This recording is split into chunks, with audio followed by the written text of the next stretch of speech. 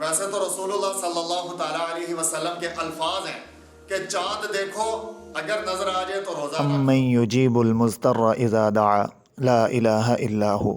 الصلاۃ والسلام علی النبی ورحمۃ اللہ وبرکاتہ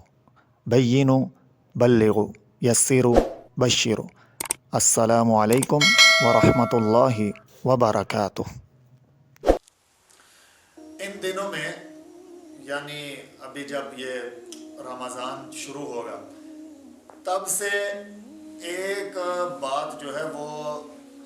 پورے معاشرے کے اندر بہت زور پکڑ جائے گی، وہ ہے چاند دیکھنے کے حوالے سے رؤیت حلال۔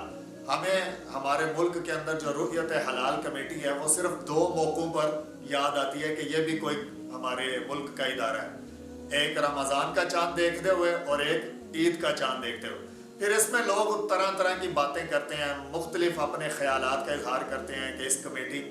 کو ہونا چاہیے، اس کمیٹی نے صحیح فیصلہ کیا، اس کمیٹی کا کیا کردار ہے، کیا چاند نظر آیا وغیرہ وغیرہ وغیرہ،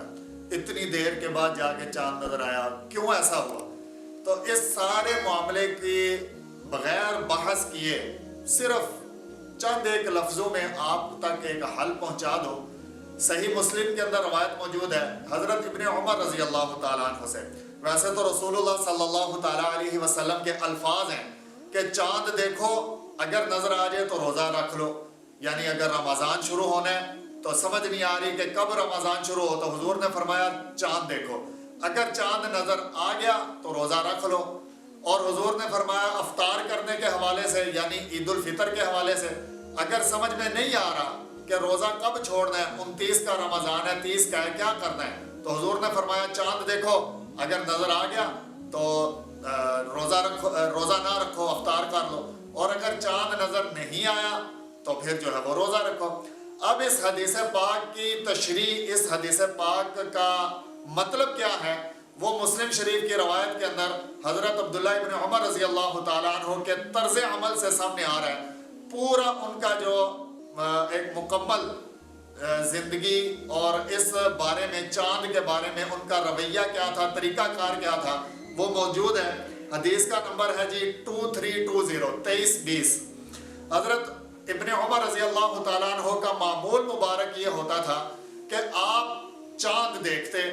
اگر چاند نظر آ جاتا تو رمضان کا مہینہ شروع ہو گیا، یعنی 29 شعبان کو چاند دیکھتے،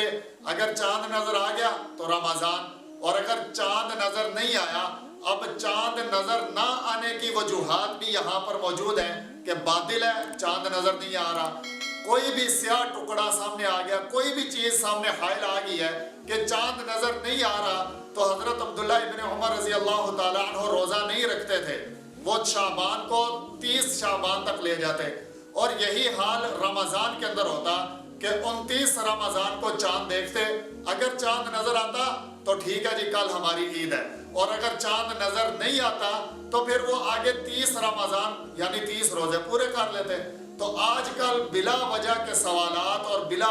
وجہ کی توہمات، ان ساری چیزوں سے بچنے کے لیے ہمارے لیے یہ مسلم شریف کی حدیث پاک 2320 ہمیں بہت زیادہ سبق دے رہی ہے۔ اگر وقت ملے تو یہ حدیث پاک پڑھ لیجئے گا۔ اللہ تعالی ہمارا حامی و ناصر ہو۔